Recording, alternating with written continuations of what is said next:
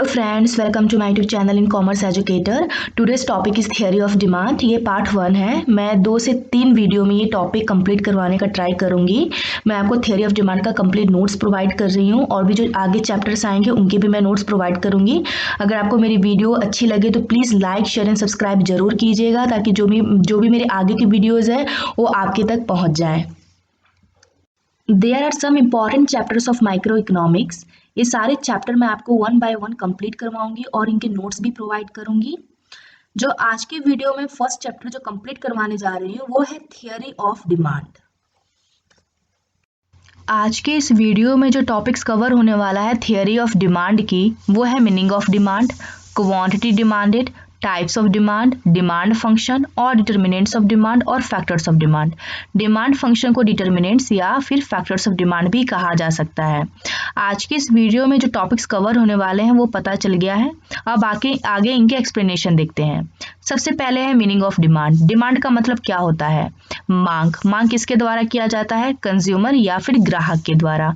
ठीक है, कंज्यूमर को ही ग्राहक बोला जाता है। ठीक है, तो इसका मतलब ये है कि कंज्यूमर के थ्रू की गई किसी भी कमोडिटी की डिमांड। राइट, आगे चलते हैं। Demand is the quantity of a commodity which consumer are willing and able to buy at different prices during a given period of time.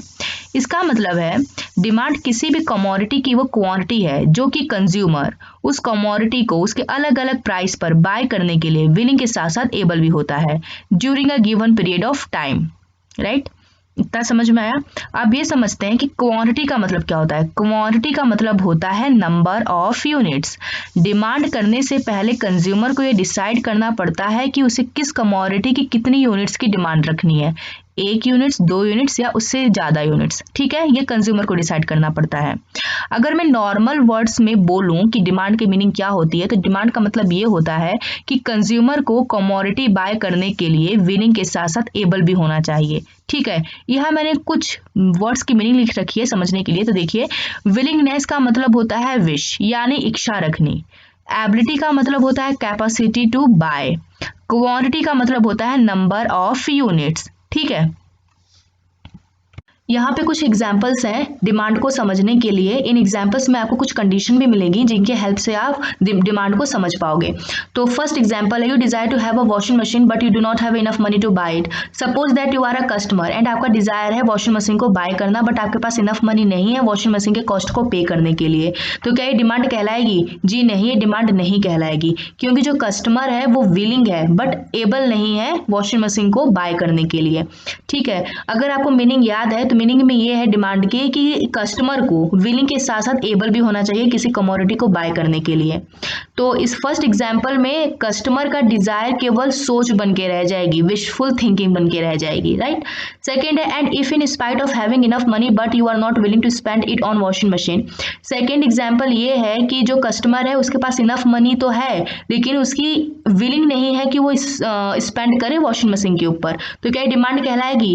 ये भी डिमांड नहीं कहलाएगी, क्योंकि कस्टमर जो है वो एबल है बट विलिंग नहीं है वॉशिंग मशीन को बाय करने के लिए। थर्ड है, you desire to have a washing machine and you have enough money to buy this and you are also wanting to spend this money on washing machine.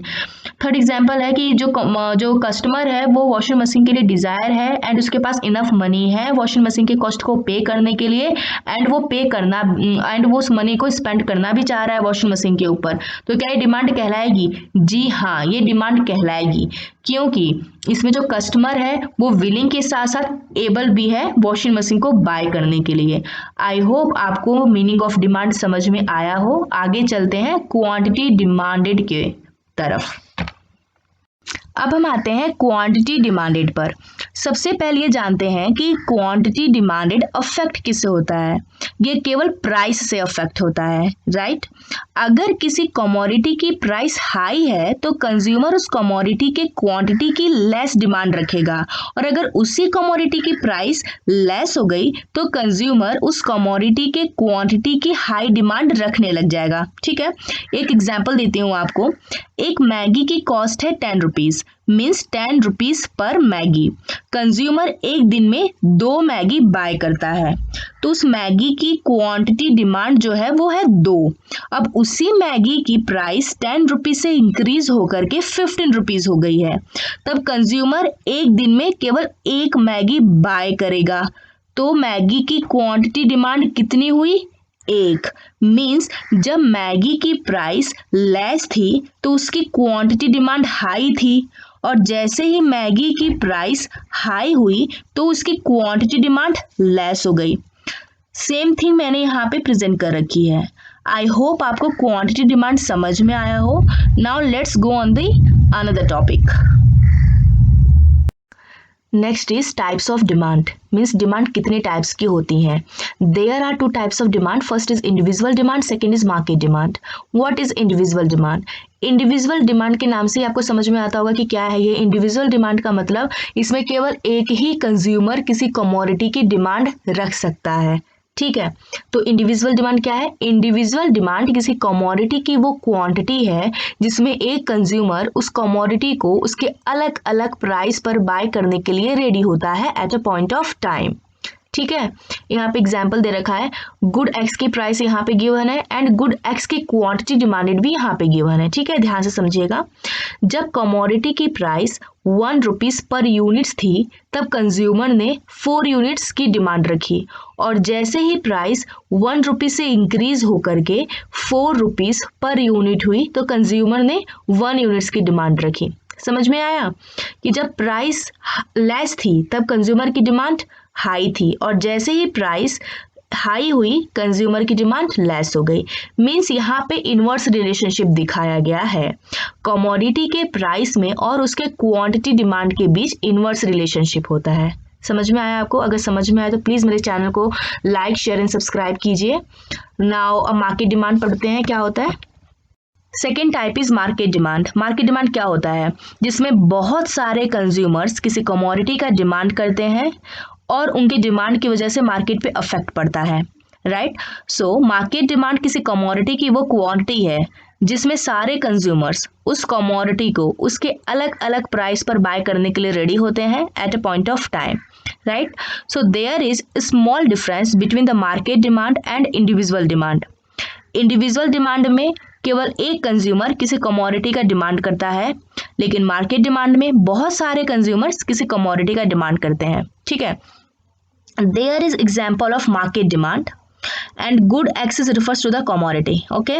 सो यहाँ पे good X की price given है, यहाँ पे consumer A की quantity demand given है and consumer B की quantity demand यहाँ पे गिवन है एंड यहाँ पे टोटल मार्केट डिमांड गिवन है, ठीक है। सो यहाँ पे लैक ऑफ प्लेस की वजह से कंज्यूमर को शॉर्ट वर्ड में लिखा हुआ है एंड क्वांटिटी डिमांड को भी शॉर्ट वर्ड में लिखा हुआ है, ठीक है। तो समझिएगा, यहाँ पे जब कमोडिटी की प्राइस 1 रुपीज पर यूनिट थी तब कंज्यूमर ए ने 4 यूनिट्स की डिमांड की और कंज्यूमर बी ने 5 यूनिट्स की डिमांड की, तो टोटल मार्केट डिमांड 9 यूनिट्स की हुई, ठीक है। जैसे ही कमोडिटी की प्राइस 1 रुपीज पर यूनिट से इंक्रीज होकर के 2 रुपीज पर यूनिट हुई तब कंज्यूमर ए ने 3 यूनिट्स की डिमांड की एंड कंज्यूमर बी ने 4 यूनिट्स की डिमांड की, तब टोटल मार्केट डिमांड 7 यूनिट्स की हुई, ठीक है। तो इसमें ये दिख रहा है जैसे जैसे कमोडिटी की प्राइस इंक्रीज होती जा रही है वैसे वैसे टोटल मार्केट डिमांड डिक्रीज होता जा रहा है, ठीक है। तो यहाँ पर कमोडिटी के प्राइस और उसके क्वांटिटी डिमांड के बीच में इनवर्स रिलेशनशिप है, ठीक है। नेक्स्ट टॉपिक है डिमांड फंक्शन। डिमांड फंक्शन को डिटर्मिनेंट्स ऑफ डिमांड या फिर फैक्टर्स ऑफ डिमांड भी कहा जाता है।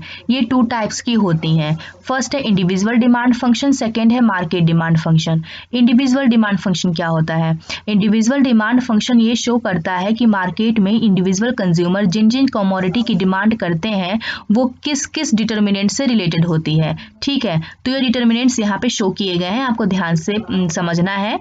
dx is equal to f within a bracket px, pr, y, t, e। dx का मतलब क्या होता है? dx का मतलब होता है quantity demanded of commodity x। f is a function. px का मतलब होता है on price of commodity x। PR का मतलब होता है price of related goods, Y का मतलब होता है कंज्यूमर्स इनकम, T का मतलब होता है consumers taste and preference, E का मतलब होता है कंज्यूमर्स एक्सपेक्टेशंस। तो आपको ये पता चल गया है कि इंडिविजुअल डिमांड फंक्शन में कौन कौन से डिटर्मिनेंट्स आते हैं। अब इनके एक्सप्लेनेशन की तरफ चलते हैं, अब इन्हें समझते हैं। ठीक है, तो फर्स्ट डिटर्मिनेंट है on price of a commodity.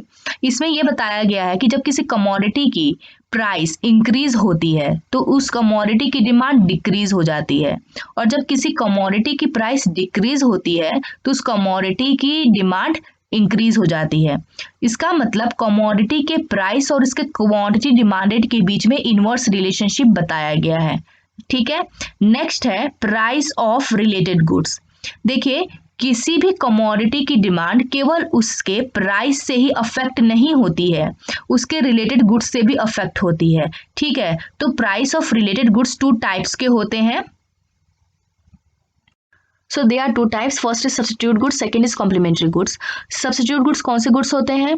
ये वो गुड्स होते हैं जिनका यूज एक दूसरे की जगह पर किया जा सके, जैसे कि टी एंड कॉफी और ball pen and ink pen, इनका यूज एक दूसरे की जगह पर किया जा सकता है। ठीक है, जैसे कि कंज्यूमर को टी पसंद है बट टी की कॉस्ट सडनली हाई हो गई तो वो टी को ना लेकर के कॉफी को प्रेफर करेगा, तो यहाँ पे टी की डिमांड डिक्रीज हो रही है एंड कॉफी की डिमांड इंक्रीज हो रही है। सेम एग्जाम्पल है ball pen and ink pen का। कंज्यूमर को बॉल पेन बाय करना है बट बॉल पेन की कॉस्ट हाई है तो वो एबल नहीं है बॉल पेन को बाय करने के लिए, तो बॉल पेन को ना लेकर के इंक पेन को लेगा, तो यहाँ भी बॉल पेन की डिमांड डिक्रीज हो रही है एंड इंक पेन की डिमांड इंक्रीज हो रही है। ठीक है, second type is complementary goods. ये कौन से गुड्स होते हैं? ये वो गुड्स होते हैं जिनका यूज एक दूसरे के साथ किया जाता है, जैसे कि car and petrol, pen and ink. ठीक है, पेट्रोल के बिना कार को ड्राइव नहीं किया जाता है, नहीं किया जा सकता, और इंक के बिना पेन से नहीं लिखा जा सकता। आपको इतना समझ में आया? ये तो समझ में आ ही गया होगा कि substitute goods and complementary goods में क्या डिफरेंस है, क्या होते हैं। ठीक है, यहाँ तक आपको कुछ भी डाउट है तो मुझे कमेंट बॉक्स में पूछिए, मैं आपको डाउट्स को क्लियर करूंगी। ठीक है, नेक्स्ट डिटर्मिनेंट है इनकम ऑफ द कंज्यूमर। आपको हेडिंग से ही पता चल रहा होगा कि ये कंज्यूमर की इनकम से रिलेटेड है। इसमें क्या होता है, अगर किसी कमोडिटी की डिमांड डिक्रीज या इंक्रीज हो रही है तो वो कंज्यूमर की इनकम की वजह से हो रही है। ठीक है, अगर कंज्यूमर की इनकम इंक्रीज हो रही है तो उसके साथ कमोडिटी की डिमांड भी इंक्रीज होगी, अगर कंज्यूमर की इनकम डिक्रीज हो रही है तो उसके साथ कमोडिटी की डिमांड भी डिक्रीज होगी। इतना समझ में आया? ठीक है, अब अगर हम इनकम ऑफ द कंज्यूमर की बात करते हैं तो इसमें 2 टाइप्स आते हैं इसके। First is normal goods and second is inferior goods. Normal goods क्या होता है? देखिए, सबसे पहले आपको नॉर्मल गुड्स से ही पता चल रहा होगा कि ये expensive goods and branded goods होते हैं, अच्छे गुड्स होते हैं जिनकी वजह से कंज्यूमर की हेल्थ को कोई लॉस नहीं होता है। ठीक है, नॉर्मल गुड्स की डिमांड कंज्यूमर के इनकम से इंक्रीज होने से इंक्रीज होती है एंड डिक्रीज होने से डिक्रीज होती है। ठीक है, नॉर्मल गुड्स में क्या आते हैं, जैसे कि clothing, house hold appliances, food staples etcetera. ठीक है, अब next is inferior goods. Inferior goods के नाम से आपको पता चल रहा होगा कि ये एक्सपेंसिव गुड्स नहीं होते, ब्रांडेड गुड्स नहीं होते हैं, चीप गुड्स होते हैं जिनकी वजह से कंज्यूमर के हेल्थ को लॉस हो सकता है। ठीक है, इन्फीरियर गुड्स की डिमांड कंज्यूमर के इनकम के इंक्रीज होने से डिक्रीज होती है एंड इंक्रीज होने से डिक्रीज होती है एंड डिक्रीज होने से इंक्रीज होती है। ठीक है, इतना समझ में आया? और इन्फीरियर गुड्स में जो आते हैं जैसे कि पिज्जा, हैमबर्गर, नूडल्स एक्सेट्रा। ठीक है, यहां तक समझ में आया आपको? अब नेक्स्ट डिटर्मिनेंट की तरफ चलते हैं। नेक्स्ट डिटर्मिनेंट है टेस्ट एंड प्रेफरेंसेस। कंज्यूमर अपने टेस्ट एंड प्रेफरेंसेस के अकॉर्डिंग ही किसी कमोडिटी की डिमांड करेगा। इनके टेस्ट एंड प्रेफरेंस की वजह से किसी कमोडिटी की डिमांड इंक्रीज भी हो सकती है, डिक्रीज भी हो सकती है। ठीक है, नेक्स्ट है एक्सपेक्टेशंस। कंज्यूमर अपने एक्सपेक्टेशंस के अकॉर्डिंग किसी भी कमोडिटी की डिमांड करता है। ठीक है, और सबसे पहले एक्सपेक्टेशंस ये रहते हैं कि जिस कमोडिटी की वो डिमांड कर रहा है उसकी प्राइस रिजनेबल हो। ठीक है, और वो मार्केट में इजिली अवेलेबल हो। ठीक है, तो ये सारी डिटर्मिनेंट्स जो है इंडिविजुअल डिमांड फंक्शंस की कंप्लीट हो गई हैं। अब नेक्स्ट है market demand function. Market demand function में भी बहुत सारी डिटर्मिनेंट्स हैं, तो आगे देखते हैं। मार्केट डिमांड फंक्शन के डिटर्मिनेंट्स यहाँ पे शो किए गए हैं, तो आपको इन्हें ध्यान से सुनना है और समझना है। एम के dx is equal to F within a bracket px, pr, y, t, e, n, yd। ठीक है, एम के dx का मतलब होता है market demand for commodity x, F का मतलब होता है फंक्शन, Px से लेकर के ई तक ऑलरेडी एक्सप्लेन कर दिया गया है इंडिविजुअल डिमांड फंक्शन में, तो आप इसे वहां से देख सकते हो। एन का मतलब होता है population size and number of buyers, YD का मतलब होता है डिस्ट्रीब्यूशन ऑफ इनकम। अब एक्सप्लेनेशन की तरफ चलते हैं। सबसे पहले population size and number of buyers. Market में जितने बायर्स इंक्रीज होंगे उतने ही कमोडिटी की डिमांड भी इंक्रीज होगी। बायर्स का इंक्रीज होना मतलब डिमांड का इंक्रीज होना, ठीक है। नेक्स्ट है डिस्ट्रीब्यूशन ऑफ इनकम। मार्केट के डिमांड पर डिस्ट्रीब्यूशन ऑफ इनकम भी इन्फ्लुएंस करती है। Distribution of income two types की होती है, एक इक्वल डिस्ट्रीब्यूशन होती है, दूसरी अनइक्वल डिस्ट्रीब्यूशन होती है।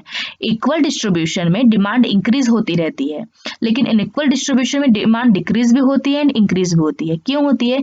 जिन पीपल की इनकम डिक्रीज हो रही है, जिन पीपल की इनकम कम है, तो क्या वो नॉर्मल गुड्स को अफोर्ड कर पाएंगे? नहीं कर पाएंगे, वो केवल अपनी जरूरतों की सामान ही खरीद पाएंगे।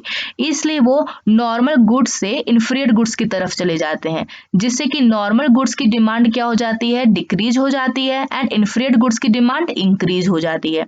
ठीक है, आपको समझ में आया? तो ये सारे डिटर्मिनेंट्स यहाँ पे फिनिश हो रही है। ठीक है, इस वीडियो में जो जो टॉपिक्स कंप्लीट हुए हैं वो है meaning of demand, quantity demand है, types of demand, factors and determinants of demand. ठीक है, अगर आपको ये वीडियो पसंद आए तो प्लीज इसे लाइक शेयर एंड सब्सक्राइब जरूर कीजिए, और नेक्स्ट वीडियो में एज सुन एज पॉसिबल लेकर आऊंगी।